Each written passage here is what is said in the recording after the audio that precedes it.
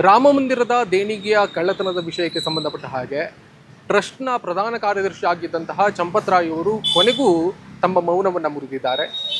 ಆದರೆ ಅವರು ನೀಡಿರುವಂತಹ ಹೇಳಿಕೆ ಉತ್ತರದಾಯಿತ್ವದಿಂದ ತಪ್ಪಿಸಿಕೊಳ್ಳುವಂತಹ ಪ್ರಯತ್ನದ ಭಾಗವಾ ಅನ್ನುವಂತಹ ಪ್ರಶ್ನೆ ಉದ್ಭವ ಆಗ್ತಾ ಇದೆ. ಮಾತನಾಡ್ತಾ ಹೋಗೋಣ. ನಮಸ್ಕಾರ, ಸುಮನ್ ಟಿವಿ ಕನ್ನಡಕ್ಕೆ ಸ್ವಾಗತ. ನಾನು ಶ್ರೀರಾಜ್ ಉಕ್ವಾರ್.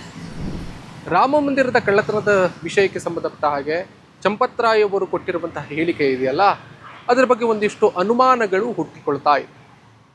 ಅವರು ತಮ್ಮ ಒಂದು ಟ್ವಿಟರ್ ಖಾತೆಯಲ್ಲಿ ಒಂದು ಸಣ್ಣ ಲೇಖನವನ್ನು ಬರೆದು SIT ಈಗ ತನಿಖೆಯನ್ನು ನಡೆಸ್ತಾ ಇದೆ, SIT ತನಿಖೆಯ ಅಂತಿಮ ವರದಿಗಳು ಬಂದ ಬಳಿಕ ನಾನು ಈ ಎಲ್ಲ ವಿಷಯಗಳಿಗೆ ಸಂಬಂಧಪಟ್ಟ ಹಾಗೆ ಮಾತನಾಡ್ತೇನೆ ಅನ್ನೋದಾಗಿ ಚಂಪತ್ರಾಯ್ ಅವರು ಹೇಳಿದ್ದಾರೆ.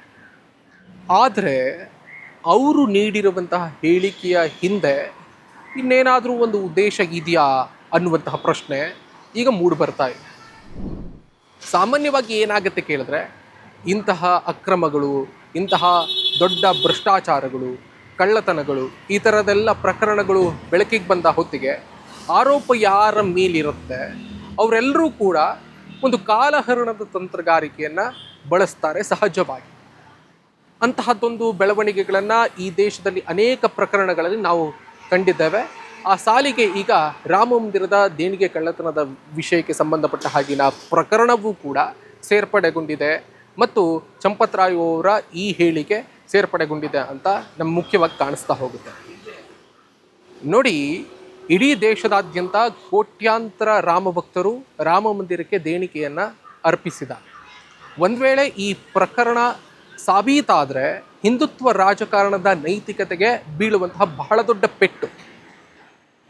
ಈ ರೀತಿಯಾಗಿ ಮಾಧ್ಯಮದವರು ಪ್ರಶ್ನೆ ಮಾಡ್ತಾ ಇರುವಂಥ ಸಂದರ್ಭದಲ್ಲಿ, ಆರೋಪ ಯಾರ ಮೇಲಿದೆ ಅವ್ರನ್ನ ಪ್ರಶ್ನೆ ಮಾಡ್ತಾ ಇರುವಂಥ ಸಂದರ್ಭದಲ್ಲಿ ಉತ್ತರವನ್ನು ಕೊಡ್ತಾ ಹೋದರೆ ಮಾಧ್ಯಮಗಳ ಮುಂದೆ, ಪತ್ರಕರ್ತರ ಮುಂದೆ ಸಾಕ್ಷ್ಯಗಳ ಸಮೇತವಾಗಿ ಸಿಕ್ಕಿ ಬೀಳಬಹುದಾದಂತಹ ಸಾಧ್ಯತೆಗಳು ಹೆಚ್ಚಿರುವಂಥ ಸಂದರ್ಭದಲ್ಲಿ ಈಗ ತನಿಖೆ ಆಗ್ತಾ ಇದೆ, ತನಿಖೆ ಆದ ಬಳಿಕ ನಾನು ಉತ್ತರಿಸ್ತೇನೆ, ಕಾನೂನಿನ ಪ್ರಕ್ರಿಯೆಗಳೆಲ್ಲವೂ ಕೂಡ ನಡೀತಾ ಇದೆ, ಕೋರ್ಟ್ನಲ್ಲಿದೆ, ಅದು ಇದು ಅಂತ ವಿಷಯಗಳನ್ನು ಪ್ರಸ್ತಾಪಿಸಿ ಅದನ್ನು ಮುಂದೂಡುವಂತಹ ಪ್ರಯತ್ನ ಸಹಜವಾಗಿ ಎಲ್ಲ ಪ್ರಕರಣಗಳಲ್ಲಾಗುತ್ತೆ.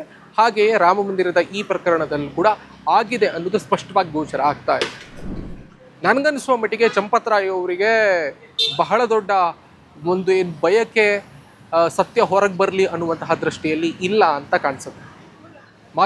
ಮಾಧ್ಯಮದವರು ಪ್ರಶ್ನಿಸಿದರೆ, ಪತ್ರಕರ್ತರು ಪ್ರಶ್ನಿಸಿದರೆ ಅದಕ್ಕೆ ಉತ್ತರವನ್ನು ಈಗ ಕೊಡೋದಕ್ಕೆ ಸಾಧ್ಯ ಇಲ್ಲ, ತನಿಖೆ ನಡೀತಾ ಇದೆ, ಕೋರ್ಟ್ನಲ್ಲಿದೆ, ಮತ್ತೊಂದಿದೆ, ಮಗದೊಂದಿದೆ ಅಂತ ಹೇಳ್ತಾನೆ ಮುಂದೂಡ್ತಾ ಕಾಲಹರಣವನ್ನು ಮಾಡಬಹುದು ಮತ್ತು ಈ ಪ್ರಕರಣದ ಸುತ್ತ ಬೆಳೆದಿರುವಂತಹ ಆಕ್ರೋಶವನ್ನು ತಗ್ಗಿಸಬಹುದು. ಸಾರ್ವಜನಿಕ ವಲಯದಲ್ಲಿ ಅವರ ಮನಸ್ಸಿನಲ್ಲಿ ಮೂಡಿರುವಂತಹ ಭಾವನೆಯನ್ನು ಮರೆಸಬಹುದು ಅನ್ನುವಂಥ ದೃಷ್ಟಿಯಲ್ಲಿ ಆರೋಪಿಗಳು ಸಹಜವಾಗಿ ಈ ಥರದ ತಂತ್ರವನ್ನು ಬಳಸ್ತಾರೆ. ಅನೇಕ ಪ್ರಕರಣಗಳಲ್ಲಿ ನಾವು ಹೀಗೆ ಆಗಿರೋದನ್ನು ಗಮನಿಸಿದ್ದೀವಿ. ಈಗ ಚಂಪತ್ರಾಯ್ ಅವರು ಕೂಡ ಆ ಥರದ ಒಂದು ತಂತ್ರದ ಭಾಗವಾಗಿ ಮಾಡಿದ್ದಾರೆ.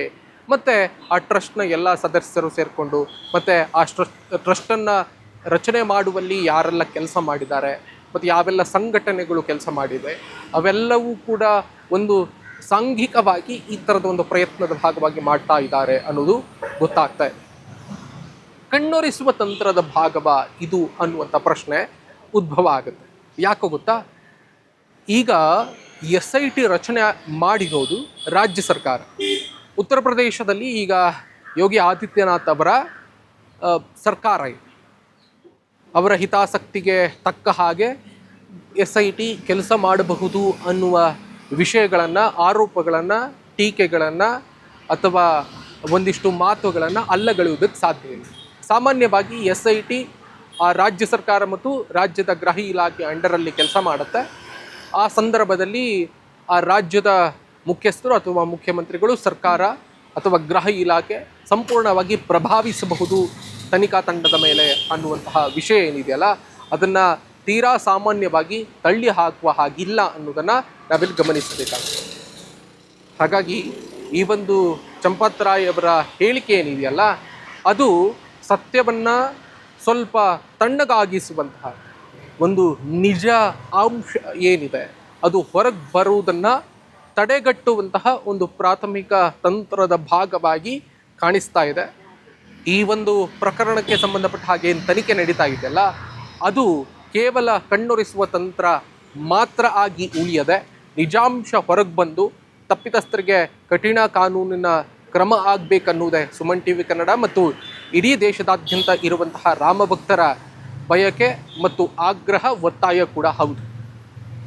ಕಾದ್ ನೋಡೋಣ, ತನಿಖೆ ನಡೀತಾ ಇದೆ. ಅಂತಿಮ ವರದಿಗಳು ಬಂದ ಬಳಿಕ ಏನೆಲ್ಲ ಬೆಳವಣಿಗೆ ಈ ಪ್ರಕರಣದ ಸುತ್ತ ನಡೆಯುತ್ತೆ ಅನ್ನೋದನ್ನು ನಿರೀಕ್ಷಿಸೋಣ. ತಪ್ಪಿತಸ್ಥರಿಗೆ ಶಿಕ್ಷೆ ಆಗಿಯೇ ಆಗ್ತದೆ ಅಂತ.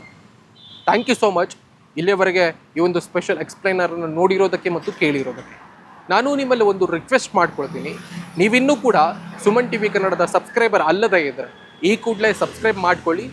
ಆ ಮುಖೇನವಾಗಿ ನಮ್ಮ ಎಲ್ಲ ಕಂಟೆಂಟ್ಗಳು ನಿಮ್ಮನ್ನು ಶೀಘ್ರದಲ್ಲೇ ತಲುಪುತ್ತೆ. Thank you.